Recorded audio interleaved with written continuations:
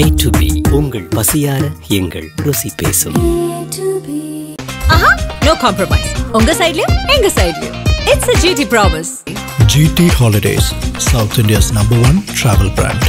அம்மா வந்து கீழே விழுந்து அம்மாவெல்லாம் மிதிக்கிறாங்க. அம்மா அக்கா காப்பாற்றிருக்கிறாங்க. எழுப்பி விட்டு அம்மா போய் கீழே விழுந்துட்டாங்களாம்மா. அம்மா என்ன போய் எல்லாம் ஏறி மிதிக்கிறாங்களாம்மா. மேலேருந்து கட்டையெல்லாம் மேலேருந்து கீழே விழுதுங்களாம்மா. அவங்க முன்னாடி இருக்கவங்க எல்லாமே வந்து நெருக்க ஆரம்பிச்சிட்டாங்க, பின்னாடி தள்ள ஆரம்பிச்சிட்டாங்க. அந்த பைக்கு கீழே விழுந்ததில் வந்து ஒரு 2 லேடி வந்து உள்ளே இருந்தாங்க. அவங்க காலில் நான் வந்து தடுக்கி விட்டு நான் தான் ஃபஸ்ட்டு விழுந்துட்டேன். என் தங்கச்சி வந்து பின்னாடியே விழுந்துட்டாங்க. கையில் இந்த இடத்துலேருந்து இங்கே வரைக்கும் காயம், ரத்தம் வந்து உறைஞ்சிருந்துச்சு அம்மாவுக்கு. இந்த இடம்லாம் வந்து ஸ்லிப்பர் காயம் அப்படியே அச்சா இருந்துச்சு அவங்க மேலே. நாங்கள் 4 மணிக்கு நின்று 4 மணிக்கு உள்ளே போய் அம்மாவை பார்க்குறேன். திறந்து பார்த்தேன், கையில் எவ்வளோ இங்கே இந்த இடத்துலேருந்து இவ்வளோ பெரிய காயம், நெஞ்செல்லாம் வீங்கி இருக்குது. இந்த கழுத்துலலாம் பார்த்தோன்னா மிதித்த மாதிரி இருக்குது. ஆனால் நான் 8:45 சாப்பிட்றேன், 7:45 உயிர் போயிருக்கு. இப்போ எனக்கு பறவை வந்துச்சு, ஆனால் பறவை எப்பவும் வர்றதானா அப்படின்னு. ஆனால் என் சக்திவேலுங்க. சக்திவேல் 25 வருஷமாக கேஸ் கம்பெனியில் இருந்தேன். கல்யாண சக்கரவர்த்தின்னு உங்களுக்கு தெரியும். இதெல்லாம் குழந்தையா இருக்குல்ல, அந்த கம்பெனிலேருந்து தான் நான் வாழ்க்கையை ஆரம்பித்தேன். அதை விட்டு இழக்க எனக்கு இழப்பு என்னை விடமாட்டார் அந்த கம்பெனியில் இருக்கிறவர். அவர் எங்கள் அப்பா மிஞ்சி போன தெய்வம் மாதிரி அவர். அவ்வளோதான் என்னால் சொல்ல முடியும். அம்மா எப்போ அந்த கூட்டத்துக்கு போனாங்க, என்ன நிகழ்ந்தது? அம்மா வந்து இந்த கூட்டத்துக்கு போகணுன்ற ஒரு இதில் போகலைங்க, கோயிலுக்கு போயிருக்காங்க. போனோடனே சித்தி வீடு எல்லாம் வந்திருக்கிறாங்க. சரி வாங்க அப்படின்னு சொல்லிட்டு இங்கே தான் பக்கத்தில் 100 மீட்டர்ன்றனால சரி வாங்க நிற்போன்ட்டு போயிருக்காங்க. போய் நின்னது போய் ஒரு வெளியே கூட வர முடியல அவங்களால. அந்த மாதிரி போய் லாக் ஆகிட்டாங்க. அந்த இடத்துல போய் நிற்கவும் அந்த 7:30க்கு வரவும் கூட்டம் அங்கிட்டிருந்து அமுத்திக்கிட்டே வந்துருந்துருக்காங்க. அமுக்க போட்டு அக்கா எல்லாம் உள்ளே விழுந்து அக்கா காப்பாற்றிருக்கிறாங்க. எழுப்பி விட்டு அம்மா போய் கீழே விழுந்துட்டாங்களாம்மா. அம்மா என்ன போய் எல்லாம் ஏறி மிதிக்கிறாங்களாம்மா. மேலேருந்து கட்டையெல்லாம் மேலேருந்து கீழே விழுதுங்களாம்மா. யாருமே காப்பாற்றலைங்களாம்மா. போலீஸ் அந்த இடத்துல ஒருத்தர் கூட இல்லைன்னு சொல்கிறாங்க. ஆனால் போலீஸ்லாம் வந்ததாக இன்ஸ்டாகிராமு எல்லாத்துலேயும் போட்டுட்ருக்காங்க. ஆனால் பார்த்தீங்கன்னா போலீஸ் வந்ததெல்லாம் பார்த்தீங்கன்னா கடைசியாக ஒரு கூட்டம்லாம் கலைஞ்சு போனதுக்கப்புறம் தான் போலீஸ் நிற்கிறாங்க. ஒரு போலீஸ் கூட அந்த இடத்துல இல்லை. நான் 2வது வந்து பார்த்தீங்கன்னா இங்கே ஒரு 50 மீட்டரில் அக்ஷயா ஹாஸ்பிட்டல்னு ஒன்று இருக்குது. அங்கே கொண்டாந்து போட்டிருந்தா கூட காப்பாற்றிருந்துருக்கலாம். ஆனால் வந்து ஒரு குப்பை மாதிரி கொண்டாந்து ஆம்புலன்ஸில் ஏற்றிருக்காங்க. 10 பேர், ஒரு ஆம்புலன்ஸில் 10 பேர் ஏற்றிருக்காங்க. எங்கள் சித்தி சொல்லியிருக்காங்க, நிப்பாட்டுங்க இங்கே ஹாஸ்பிட்டல் இருக்குது, இங்கே என்ன போயிருந்தால் கூட அம்மா தண்ணி குடிச்சேன்னு சொல்கிறாங்க, உயிரோடு தான் இருந்திருக்கேன்னு சொல்கிறாங்க. ஆனால் வண்டி இங்கே நிப்பாட்டாமல் நேராக ஜிஹெச்சுக்கு கொண்டே போட்டிருக்காங்க. யாருமே இல்லாமல் போய் இங்கிட்ட அங்கிட்டு தள்ளிட்டு போயிருந்துருக்காங்க. கடைசியாக மார்ச்சுரி கொண்டு போயிட்டேன்னு சொல்கிறாங்க. நான் இங்கே இல்லை, என்னால் இங்கே இருக்க, நான் கோயம்புத்தூரில் இருந்தனால என்னால் இருக்க முடியல. அக்கா தான் கூட நின்று இருந்திருக்காங்க. ஒருத்தர் கூட உதவி செய்யலைங்க. போய் கத்தியிருக்காங்க. இந்த பையனையும் காணோம். ஒரு 2 மணி நேரமாக பையனை காணாமல் அலைஞ்சிட்டு இருந்திருக்காங்க. ஒருத்தருமே உதவி செய்யலைன்றாங்க. அம்மா கூட்டத்துக்கு போகணும்னு போகல. ஆமாம், கூட்டத்துக்கு போகணுன்ற ஒரு இதெல்லாம் இல்லைங்க. அம்மா கோயிலுக்கு போயிட்டு வந்திருக்காங்க. வந்தாங்க, இந்த பக்கம் வர முடியல உள்ள. சரி நிற்போம், சத்தனா நிற்போம் அப்படின்ட்டு ஒரு இதில் நின்றுருக்காங்க உள்ள. அவ்வளோதான். மற்றபடி போகணுன்ற ஒரு இதெல்லாம் போகலைங்க. ஆமாம். நீங்கள் தான் கூட இருந்திருக்கீங்க. அன்றைக்கி என்ன நடந்தது? எங்கே ஃபஸ்ட்டு அந்த வண்டி வந்து விஜய் சார் வரும்போது ஸ்டெப் பை ஸ்டெப்பாக தான் நவுந்து வந்துச்சு. அந்தளவுக்குலாம் ஃபோர்ஸாலாம் வரல. பட் அங்கே முன்னாடி இருக்கவங்க எல்லாமே வந்து நெருக்க ஆரம்பிச்சிட்டாங்க, பின்னாடி தள்ள ஆரம்பிச்சிட்டாங்க. கரெக்டாக அந்த பந்தல் கீழே பார்த்தீங்கன்னா ஒரு பைக் வந்து விழுந்துருச்சு. அந்த பைக்கு கீழே விழுந்ததில் வந்து ஒரு 2 லேடி வந்து உள்ளே இருந்தாங்க. அவங்க காலில் நான் வந்து தடுக்கி விட்டு நான் தான் ஃபஸ்ட்டு விழுந்துட்டேன். என் தங்கச்சி வந்து பின்னாடியே விழுந்துட்டாங்க. அம்மாவை வந்து நான் கடைசியாக பார்த்தேன். அம்மா என்னை பார்த்துட்டாங்க, ஓரமாக போயிட்டாங்க. சரி அம்மா போயிட்டாங்க, இனிமேல் நம்ம மட்டும்தான் தப்பிச்சு வரணும் அப்படின்ட்டு அந்த இது மட்டும் இருந்தது. ஆனால் 1 மணி நேரமாக வந்து கீழே விழுகிறேன். மேலே ஜென்ஸ் விழுந்து எந்திரிக்கவே இல்லை. ஒரு 15 பேர்கிட்ட மேலே இருக்கிறாங்க. நான் சைடாக விழுந்துட்டேன். இந்த சைடு இந்த புண்ணு எல்லாமே, கால் எல்லாமே எனக்கு காயம் போட்டு நசுக்கி எடுத்துட்டாங்க. திருப்பி ஒரு 10 நிமிஷம் என்னை விட்டுருந்தா எனக்கு மூச்சு திணற ஆரம்பிக்குது. அந்த கும்பல் என்னால் வெளியே எந்திரிக்கவும் இல்லை. பசங்க எல்லாமே வந்து ஹெல்ப் பண்ணாங்க, கையை பிடிச்சி இழுக்கிறாங்க. ஆனால் எங்களால் வெளியவே வரவே முடியல. அதுக்கப்புறம் திருப்பி கொஞ்சம் நேரம் கழித்து எந்திரிச்சு 1 மணி நேரம் கிட்ட அங்கேயே போராடி இருப்பேன் நான். 1 மணி நேரம் அப்புறம் தான் கொஞ்சம் எனக்கு கேப் கிடச்சிது. ஸ்லிப்பரை கழட்டி விட்டு டக்குன்னு எந்திரிச்சிட்டேன் நான். இந்த சைடு எந்திரிச்சு பார்க்குறேன், அம்மா வந்து இந்த இடத்துல பக்கத்துலேயே கிடக்குறாங்க. அப்புறம் தண்ணி கொடுங்கன்னு சொல்லிட்டு எல்லாத்தையும் போய் கெஞ்சி தண்ணி அதுக்கப்புறம் கொண்டாந்து ஒரு 1/2 பாட்டில் கொடுத்தாங்க. தண்ணிலாம் உள்ளே போகுது. பல்ஸ் இருக்குன்னு சொன்னாங்க. பல்ஸ் இருக்குன்னு சொல்லிட்டு ஹாஸ்பிட்டல் தூக்குங்கன்னு சொல்லி எல்லாருக்கிட்டையும் கெஞ்சுறேன். பசங்க எல்லா காலையும் விழுவுறேன், யாருமே அந்த டைமில் ஹெல்ப் பண்ணல. திருப்பி கொஞ்ச நேரம் கழிச்சு தான் அப்புறம் 2-3 பேர் சேர்ந்து அம்மாவை தூக்குனாங்க.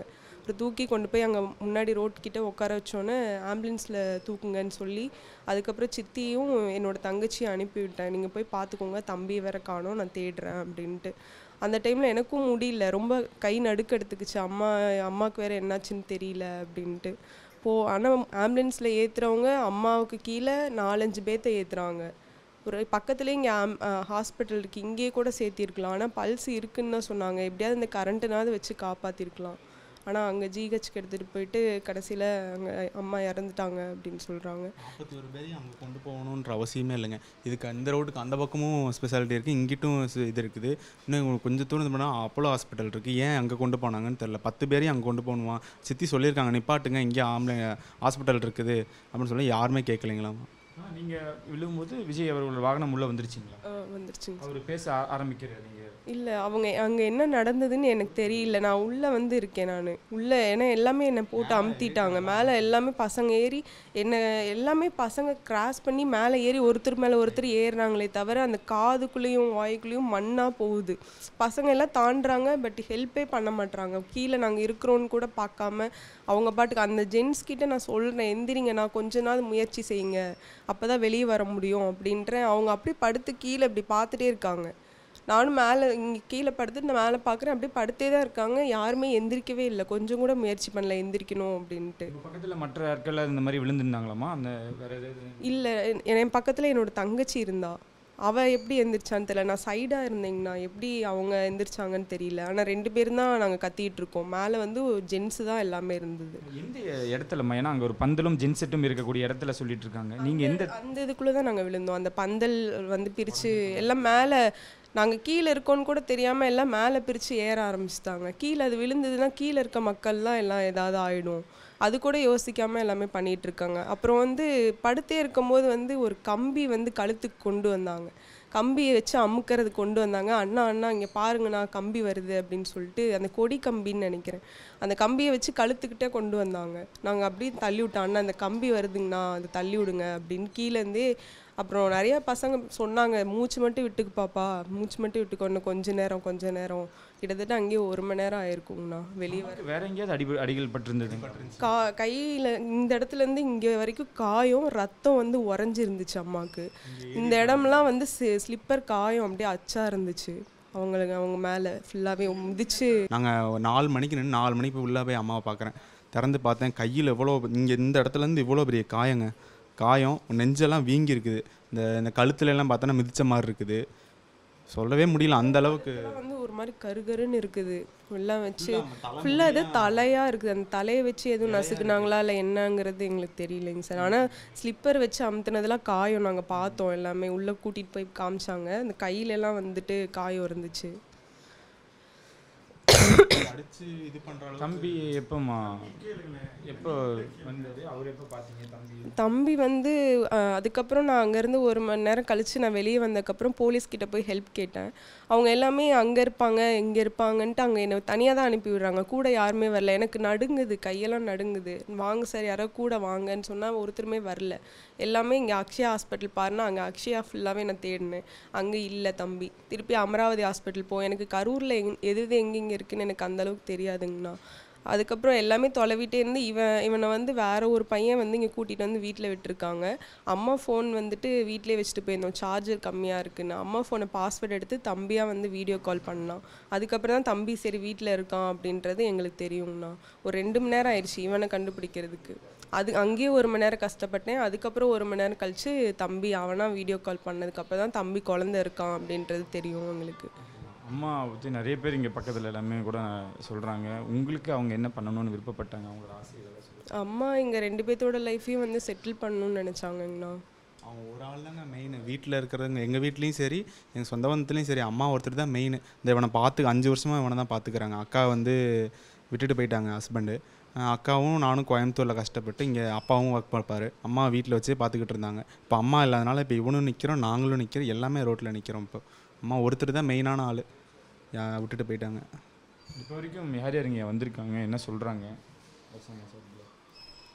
என்ன சொல்கிறான்னு என்னவே எனக்கு தெரியலைங்க. அது என் மைண்டு பூரா அவை இல்லைன்னு தான் ஒரே இது.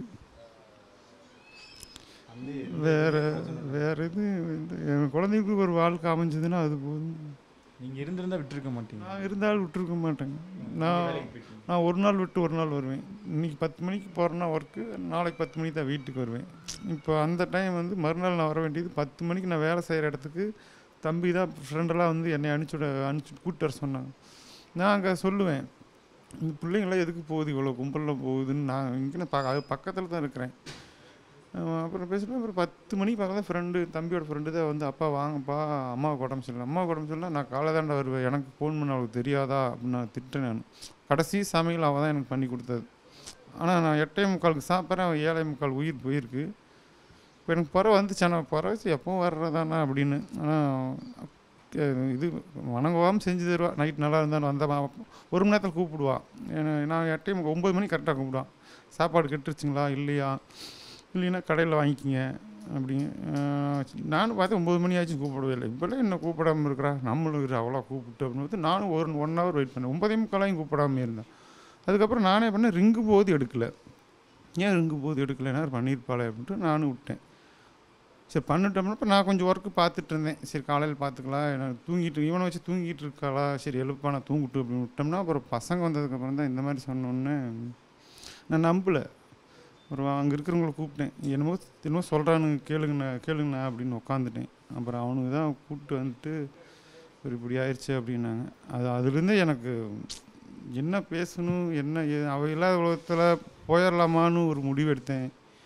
இதுகளை பார்த்தோன்னே நம்மளும் போயிட்டா இதுகளுக்கு என்ன பண்ணுறது அப்படின்னு ஒரு யோசனை. அப்படியே பேரனை வந்து நானும் அவளை இருக்கல, இவனை கல்யாணம் ஆகுதுன்னு நம்ம 2 பேரும் பார்த்துக்கலாம், பாப்பாவுக்கு ஒரு வாழ்க்கை அமைச்சு தரணும், தம்பிக்கு அமைச்சு தரணும். இதே இந்த இடத்துலேருந்து நாங்கள் பேசாத நாள் இல்லை. அப்படி பேசுவோம். ஒரு ஃபேமிலி முழுசுமே உடச்சிட்டாங்க அவங்க. நீங்கள் நேர்லேயே பார்த்துருக்கீங்க, இது பண்ணியிருந்தா அது நடக்காமல் இருந்திருக்கும் அப்படின்னு இனி வர நாட்களில் நீங்கள் உங்களோட ஸ்பேஸ் வந்து கொஞ்சம் கரெக்டாக நிறைய பேர் வராங்கன்னா அதுக்கு தகுந்த மாதிரி ஸ்பேஸ் இருந்தால் கரெக்டாக இருக்கும். அதே மாதிரி போலீஸ் பாதுகாப்பு இருந்தால் கரெக்டாக எந்தெந்த இடத்துல என்னென்ன நடக்குது அப்படின்றது கரெக்டாக பார்த்து எல்லாம் பண்ணணும்னு நான் சொல்கிறேங்கண்ணா. அவ்வளோதாங்க நான் சைடில். கேட்டால் இடம் இன்னும் கொஞ்சம் பெருசாக கொடுத்துருக்கலாம். இடம் குறுகியமான இடத்துல வந்து ஒரு குழந்தை குஞ்சு கூட ஒரு டிவியில் பார்க்கலாங்கிற ஒரு ஆர்வம், குழந்தை குஞ்சு கூட பார்க்கலான்னு இருப்பாங்க. கொஞ்சம் பர்மிஷன் இருந்தால் இன்னொரு இடத்த கொடுத்துருக்கலாம். அது விதின்னு சொல்கிறதா இல்லை என்ன சொல்கிறது, யாரை குறை சொல்கிறதுன்னு குறை சொல்கிறதுன்றதை தவிர்த்து நம்ம இப்போ ஒன்றும் இல்லைங்க, நாமக்கல் நடந்துச்சு, அங்கே எவ்வளோ ஸ்ட்ரெஸ்ஸான ஏரியா, இதோட ஸ்ட்ரெஸ்ஸான ஏரியா. அங்கே இருக்கக்கூடிய மக்கள்லாம் வந்து கீழே நாய் கிடக்குது, ஒரு மனுஷன் கிடக்குறான்னு கூட வித்தியாசம் தெரியாமல் மிதிச்சுட்டு போவாங்களா சொல்லுங்கள். இங்கே வந்து மிதிச்சிருக்காங்கன்னா அப்போ என்ன நம்ம தான் தெரிஞ்சுக்கணும், நம்ம தான் யோசிக்கணும் எதனால் இப்படி நடக்குது அப்படின்னு. நைட்டு விஜய் பார்க்க போனோம். சரி. அப்போ வந்து இங்கிட்ட ஒரு கூட்டம். அப்போ வந்து விஜய் முடிய 10 மணி நேரம் ஆயிடுச்சு. விஜய் முடிஞ்சோன்னே அதுக்கப்புறம் வந்து இங்கிட்டு இருக்குங்க தள்ளிட்டு வந்துட்டாங்க. அதுக்கப்புறம் அந்த ஐஸ்கிரீம் வண்டி மேலே ஏறி அப்புறம் அங்கிட்ட ஏறிட்டேன். அப்போ வந்து அம்மா வந்து கீழே விழுந்து அம்மாவெல்லாம் மிதிக்கிறாங்க. 2 பையன் வந்தாலாம், அந்த பையன் தான் இங்கே வந்து வீட்டில் கூட்டிட்டு வந்து விட்டியா. அதுக்கப்புறம் வந்து அம்மா ஃபோன் இங்கே வச்சுட்டு போயிட்டாங்க. அப்போ அம்மா ஃபோன் எடுத்து பாப்பாவுக்கு நான் வீடியோ கால் பண்ணனதுக்கப்புறம் தான் பாப்பா இங்கே வந்தாங்க. அம்மா கடைசியாக எப்போ பார்த்தீங்க? அம்மா என்ன பேசுனீங்க? அம்மாட்ட கடைசியாக எப்போ பார்த்தீங்க? அம்மா கடைசியாக என்ன பேசுனீங்க? அதுக்கப்புறம் பார்க்கவே இல்லை.